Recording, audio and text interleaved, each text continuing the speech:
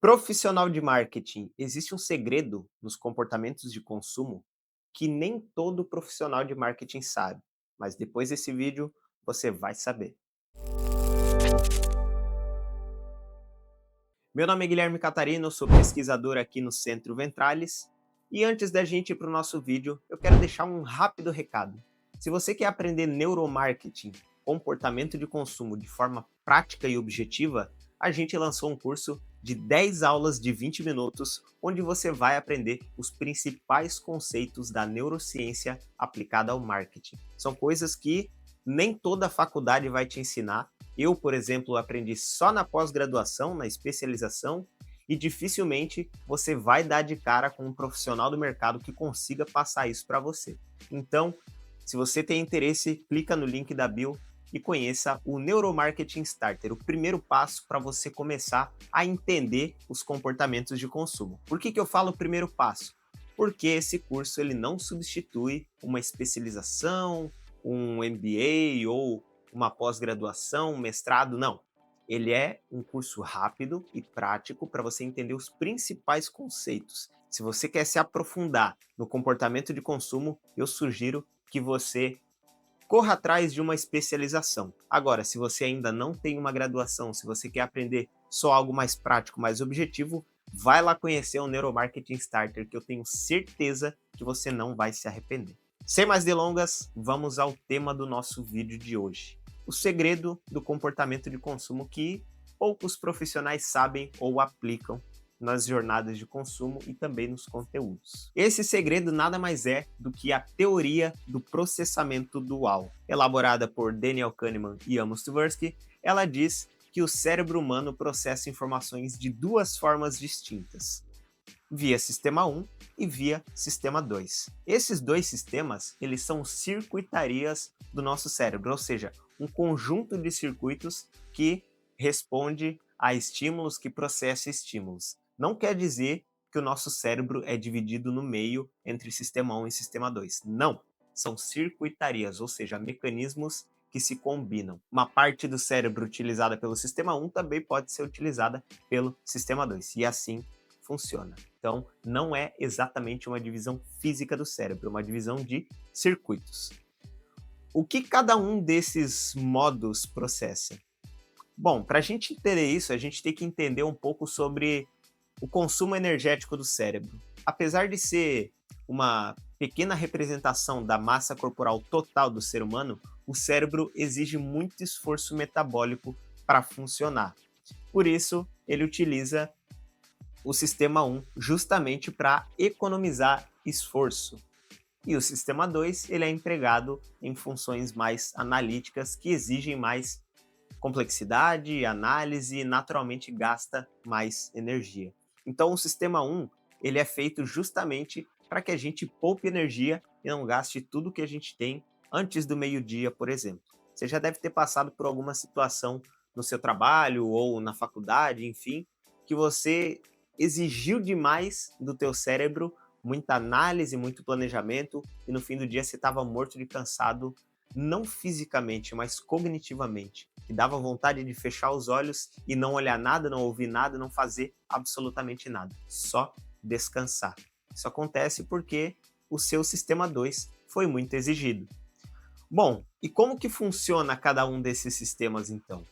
O sistema 1, ele é rápido, ele é mais intuitivo e ele é de baixo esforço metabólico. Cerca de 95% de todas as decisões que a gente toma no dia são via sistema 1, justamente para economizar esforço. Então, se você acha que você é uma pessoa 100% racional, já pode tirar o cavalinho da chuva, porque isso não é verdade e a ciência mostra isso.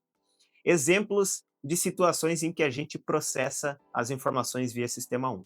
Quando você está dirigindo, depois que já tem a prática, você já não precisa mais ficar pensando em qual marcha vai passar, se o sinal verde é o sinal que dá para passar, se o vermelho tem que parar. O seu cérebro processa automaticamente em milissegundos. Você nem chega a ter consciência disso. Eu tenho certeza que em algum momento da sua vida você já foi ou voltou do trabalho ou para qualquer outro lugar e quando chegou nesse lugar, ou quando voltou desse lugar, nem se lembrava do trajeto. nem se lembrava do que aconteceu no trajeto, na verdade, porque o trajeto ele está no seu inconsciente. Isso, meus amigos, é o processamento via sistema 1. Imagina se você tivesse que calcular cada passo que você desse ao longo do dia. Seria muito difícil de chegar ao fim do dia com alguma energia. Já o sistema 2, que é responsável pela minoria dos processamentos, ele é mais devagar, analítico e ele é de alto esforço cognitivo, de alto esforço metabólico. Quando que a gente usa o sistema 2? Geralmente quando o sistema 1 não dá conta. Você se depara com um problema muito complexo, uma situação muito complexa, geralmente algo que você não passou ainda, alguma situação que é nova para você, vai te trazer para o sistema 2, para você entender o contexto, entender como se comportar. Por exemplo, o próprio dirigir o carro. Quando você chega na autoescola, é muito cansativo você dirigir por muito tempo, porque você tem que calcular exatamente tudo que você vai fazer. Então, essa é a interação entre sistema 1 e sistema 2. Via de regra, o sistema 1 processa as informações e toma decisões.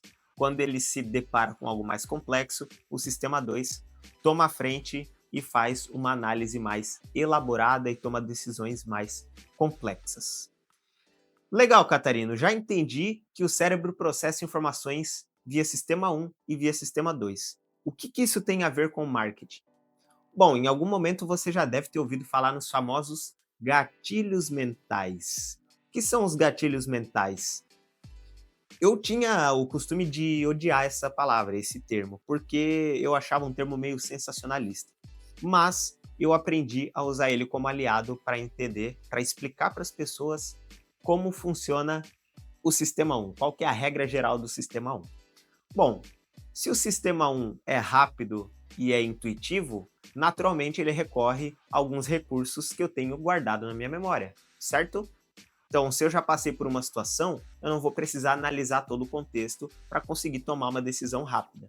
Eu vou recorrer ao que eu já tenho dentro do meu cérebro armazenado. Essas informações que o cérebro recorre para tomar essas decisões rápidas e intuitivas são conhecidas como heurísticas cognitivas, que também são conhecidas como atalhos mentais. Essas heurísticas, elas são algumas regras gerais, algumas regras sistemáticas que o nosso cérebro tem para receber um estímulo e dar uma resposta rápida. Um exemplo de heurística. A heurística da disponibilidade é a tendência a tomar decisões com base na facilidade que a informação vem à minha mente. Por exemplo, se vamos supor que aqui em Joinville tenha 100 lojas do BK e 50 lojas do Mac. Se no caminho que eu faço todo dia, de casa para o trabalho, eu passar por 10 lojas do Mac e 3 lojas do BK, é muito provável, é uma tendência, que quando alguém me pergunte qual dos dois é mais presente em Joinville, eu responda que o Mac é, mesmo que ele tenha menos lojas. Por quê? Porque eu vejo o Mac mais vezes durante o dia. Então, naturalmente, o meu cérebro vai confundir essa disponibilidade com frequência e vai acabar criando uma simulação, um viés cognitivo de que existem mais lojas do Mac, quando na verdade é o contrário.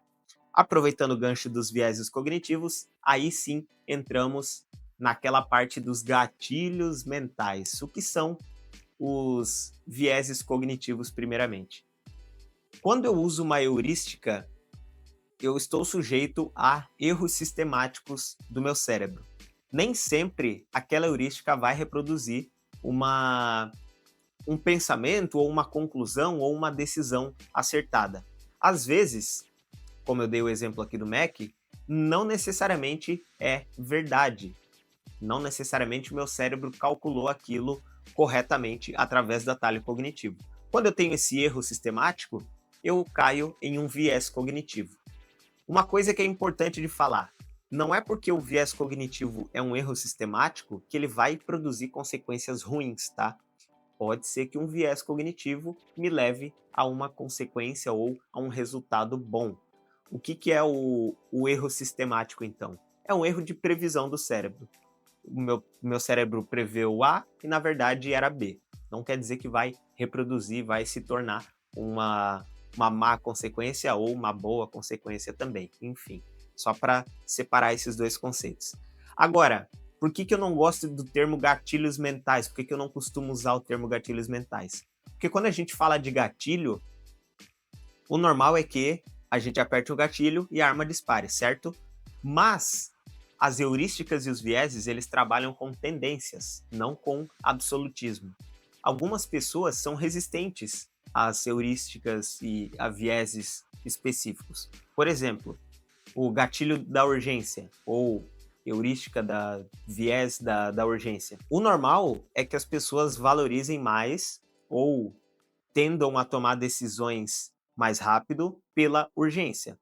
Mas algumas pessoas não são pegas pela urgência. Algumas são mais pegas pela escassez, outras são mais pegas pela disponibilidade. Enfim, existe a tendência, que é o que se trabalha em heurísticas e vieses, e existem os gatilhos mentais, que as pessoas costumam tratar como algo absoluto. É esse ponto que eu não concordo com os gatilhos mentais. Por isso, eu prefiro até trazer para as minhas palestras, para os meus treinamentos, o termo gatilhos mentais, mas explicando que por trás disso, na verdade, estamos falando de heurísticas e vieses, certo? Bom, agora a gente já sabe como o cérebro processa informações através do sistema 1 e sistema 2, e a gente sabe o que são heurísticas e vieses, que são os atalhos cognitivos que o meu cérebro usa para tomar decisões rápidas e também os erros sistemáticos que o meu cérebro acaba cometendo por conta do uso desses atalhos. Catarina, ainda não entendi como isso se aplica ao marketing. Bom, o segredo que muitas pessoas ainda resistem, né, ou algumas pessoas ainda não sabem, é que o processamento dual está diretamente envolvido na forma como as pessoas recebem informações, como elas processam informações, como elas tomam conclusões sobre a sua marca, o produto ou serviço e como também elas tomam decisões de compra. Os gatilhos mentais eles acabaram furando a bolha da psicologia ou enfim, da neurociência, justamente pelo termo prático, porque é muito fácil você dizer que se colocar um cronômetro lá em cima da sua landing page, as pessoas vão tomar a decisão mais rápido, mas eles não servem só para esse momento de compra, eles servem para toda a construção da sua jornada de venda. Então, desde o momento em que o seu cliente está explorando o que é o problema que ele tem dentro da fábrica dele, no caso do B2B, ou uma necessidade que ele tem, caso seja um B2C ou um desejo, enfim, desde o momento em que ele está explorando o que exatamente ele quer, ele já é vítima de heurísticas e vieses cognitivos. E quanto mais você entender sobre heurísticas e vieses, mais você vai conseguir direcionar o seu cliente ou seu possível cliente para a jornada de compra dentro da sua empresa e não com a concorrência. Você vai ajudar ele a tomar conclusões sobre o contexto dele, vai ajudar ele a aprender um pouco mais sobre as opções que você tem para oferecer e lá no final, sim, você pode usar as heurísticas e vieses de tomada de decisão, que aí sim vem a ancoragem, vem a escassez, vem a urgência, e aí sim é onde todo mundo conhece, você pode acelerar ou, como é que eu posso dizer, persuadir sem manipular. Manipulação é um termo que a gente não gosta. Sem manipular, persuadir o seu cliente a tomar uma decisão através dessas heurísticas e vieses cognitivos. Então, desde lá da sua construção de conteúdo, desde o início da jornada, você tem que estar atento às heurísticas e vieses, porque 95% das decisões que o seu cliente toma são via sistema 1. Então, fique muito ligado a heurísticas e vieses para que você construa uma jornada mais assertiva para o seu cliente.